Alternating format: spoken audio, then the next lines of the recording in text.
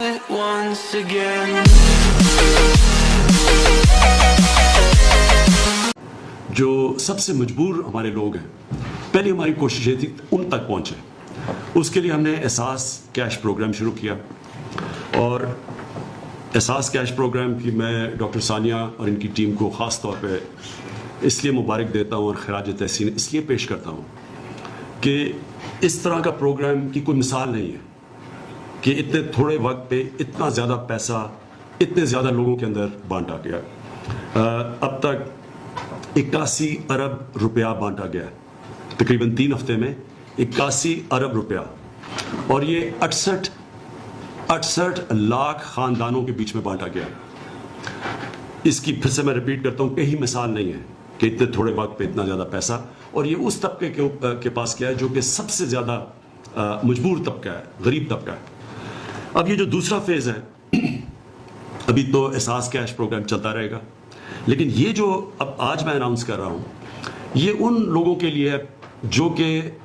कोई नौकरी कर रहे थे, कोई रेस्टोरेंट में काम कर रहे थे, कहीं मजदूरी कर रहे थे और वो बेरोज़गार हो गए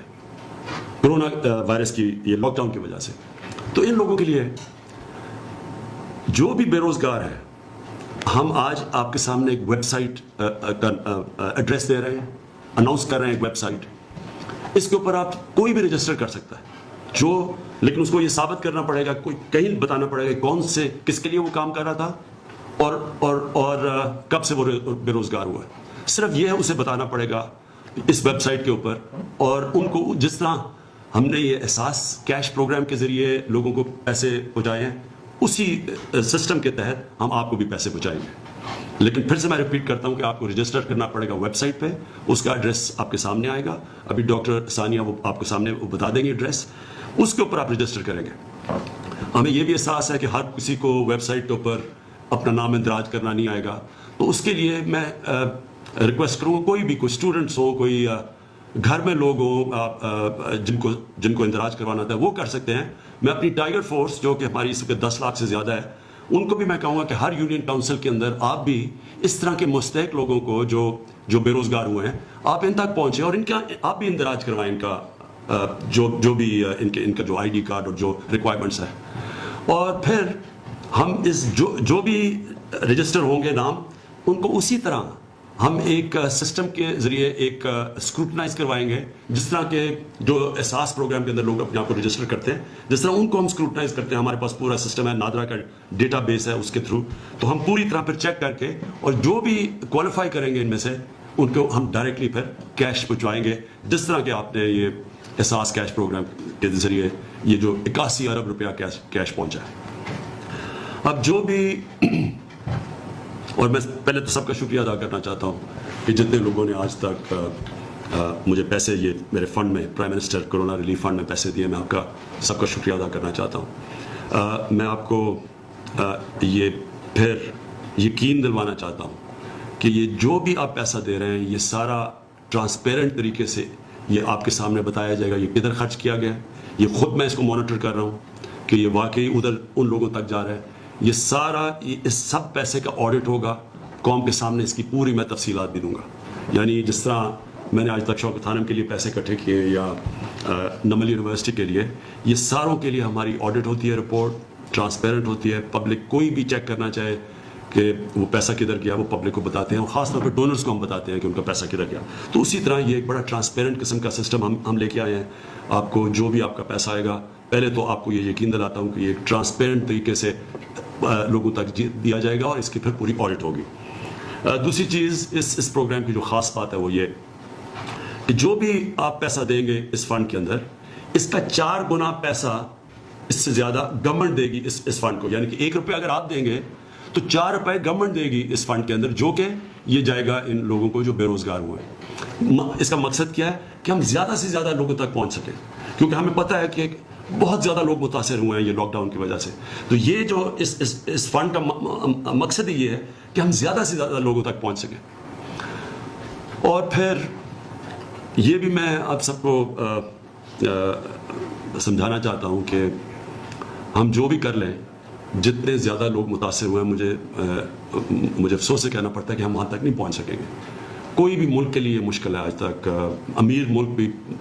آج کل کے کرونا کے لاک ڈاؤن کے جو اثرات ہیں ان کی وجہ سے وہ بھی سمجھتے ہیں کہ وہ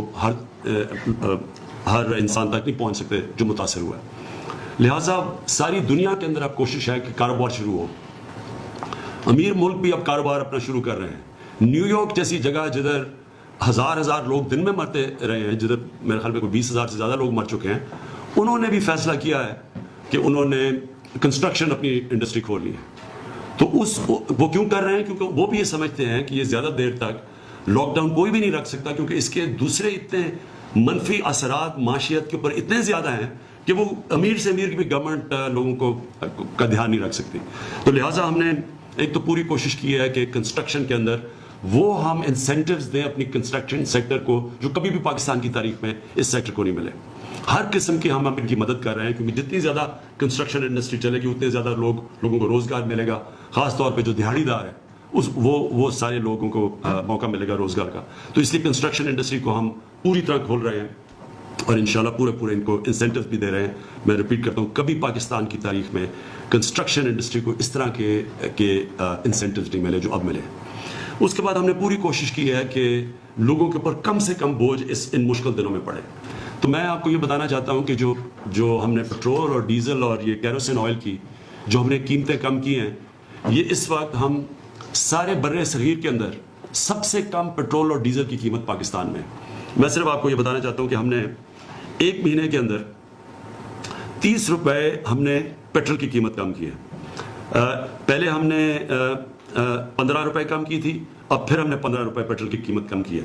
تو ایک مہینے میں 30 روپے صرف پیٹرول کی قیمت کم کی ہے. ڈیزل کی قیمت پہلے ہم نے 15 روپے کم کی تھی, اب 27 روپے ہم نے کم کی ہے. تو پوری 42 روپے ڈیزل کی قیمت کم کی ہے. یاد رکھیں کہ ڈیزل وہ فیول ہے جو استعمال کرتے ہیں جو ہمارے یہ کسان اب کٹائی کا وقت ہے, گندم کی کٹائی کا, تو کسان بھی اس کو استعمال کرتے ہیں, ٹرانسپورٹ میں یہ استعمال ہوتے ہیں. اس کا اثر ساری جگہ پہ جاتا ہے. تو جب 42 روپے ڈیزل کی قیمت کم ہوئی ہے تو میں آج سارے چیف سیکرٹریز کو میسج پہنچائی ہے کہ آپ اب اس کا فائدہ اٹھاتے ہوئے باقی لوگوں کو بھی کہیں, جو بھی کام مثلا فلار ملز ہیں جو بھی ڈیزل کو استعمال کرتے ہیں, سب کی آپ ذمہ داری ہے کہ وہ بھی اپنی قیمتیں کم کریں, کیونکہ جب قیمتیں اوپر جاتی ہیں تو ساری قیمتیں بڑھا دیتے ہیں. اب اگر 42 روپے ڈیزل کی قیمت کم ہوئی ہے تو اس کا مطلب ساری چیزوں کی اب قیمتوں کو نیچے آنا چاہیے اور عام لوگوں کی آسانی ہونی چاہیے. کیروسین آئل ایک مہینے میں ہم نے پہلے 15 روپے کم کیا, اب 30 روپے کم کیا, تو ایک مہینے میں 45 روپے ہم نے لیٹر کیروسین آئل کی قیمت کم کی ہے. تو اب اگر آپ دیکھیں کہ پاکستان کا مقابلہ جو صرف اس میں پیٹرول میں ہے, پاکستان کا 1 لیٹر پیٹرول 81 روپے کا ہے, ہندوستان کا 153 روپے کا لیٹر ہے, بنگلہ دیش کا 170 روپے لیٹر ہے. ڈیزل پاکستان میں اب 80 روپے لیٹر ہے, ہندوستان میں 126 روپے لیٹر. سو اس لیے مجھے یہ بڑی خوشی ہوتی ہے کہتے ہوئے کہ گورنمنٹ نے یہ نہیں کوشش کی کہ جب تیل کی قیمتیں نیچے آئیں کہ ہم اور زیادہ اپنے پیسے بڑھائیں. ہم نے پوری کوشش کیا کہ عوام کے اوپر اب بوجھ کم کریں, اور جس طرح ہم نے یہ اب جو انسینٹیوز باقی بھی انڈسٹری کو دیے ہیں, جو ہمارا نظر آپ کو بھی بتائیں گے کہ ہم نے کتنی انڈسٹری کو اب کتنے انسینٹیوز دیے ہیں. مقصد ہی سارا یہ ہے کہ جتنا انڈسٹری کو ہم انسینٹیوز دیتے رہیں گے, جتنی انڈسٹری اپنی کام کرے گی, اتنا زیادہ ہمارے لوگوں کو روزگار ملے گا. اور اصل اس وقت حکومت کا سب سے بڑا مسئلہ یہ ہے کہ ہم کس طرح اپنے لوگوں کو روزگار دیں, ہم کس طرح لوگوں کا بوجھ کم کریں. یہ جو کرونا وائرس کے لاک ڈاؤن کی وجہ سے ساری دنیا میں مسئلہ آیا ہوا ہے. حماد سے پہلے میں چاہوں گا کہ ثانیہ نشتر آپ کو ذرا صرف یہ بتا دیں کہ اب تک ان کے احساس کیش پروگرام کے کیا حالات ہیں, اور اس کا بھی بتا دیں کہ یہ جو ہم نے آج نیا پورٹل اناؤنس کیا ہے اور جس میں نئی ویب سائٹ دی ہے ان لوگوں کی رجسٹر کرنے کی جو کرونا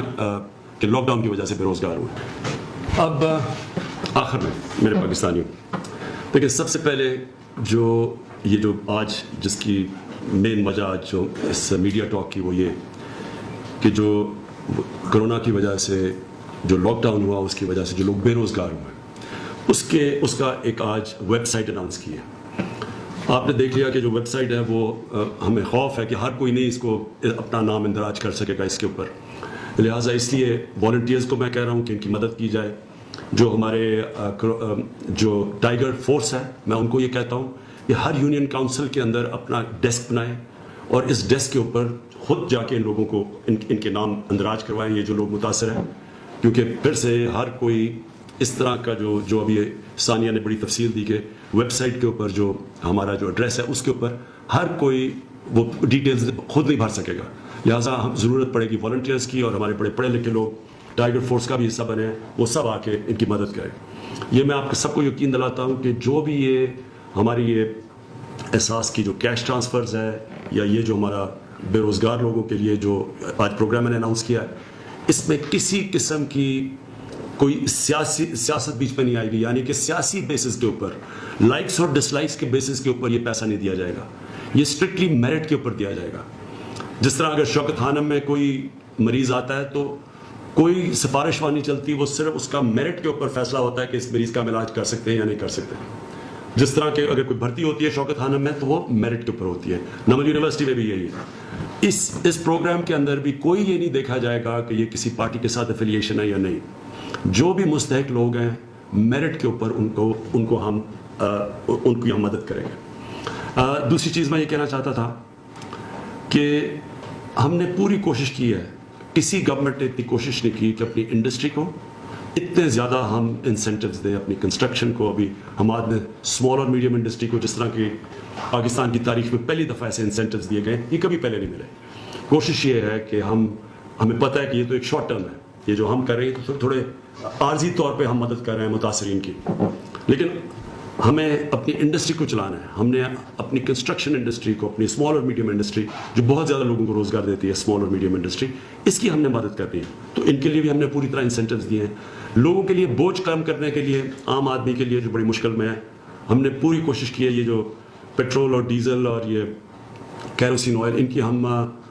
تھوڑی اور قیمت اوپر رکھ کے خود بھی پیسہ بنا سکتی تھی گورنمنٹ، کیونکہ گورنمنٹ بھی بڑی مشکل حالات میں ہے۔ ہمارے بھی ٹیکس کلیکشن تقریباً 35% نیچے چلی گئی ہے اس کی وجہ سے، لاک ڈاؤن کی وجہ سے، لیکن ہم نے پھر بھی فیصلہ کیا کہ اس وقت عوام کو میکسیمم ریلیف چاہیے، اس لیے ہم نے ان کے لیے یہ پورا، خاص طور پر ڈیزل کے اوپر 42 روپے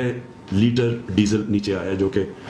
سارے برِ صغیر میں سب سے کم قیمت ہے، تاکہ سب شعبوں کو فائدہ ہو اس سے۔ آخر میں سب کو یہ کہنا چاہتا ہوں کہ دیکھیں یہ جو کرونا وائرس ہے یہ ہمارے ساتھ 6 مہینے چلتی ہے،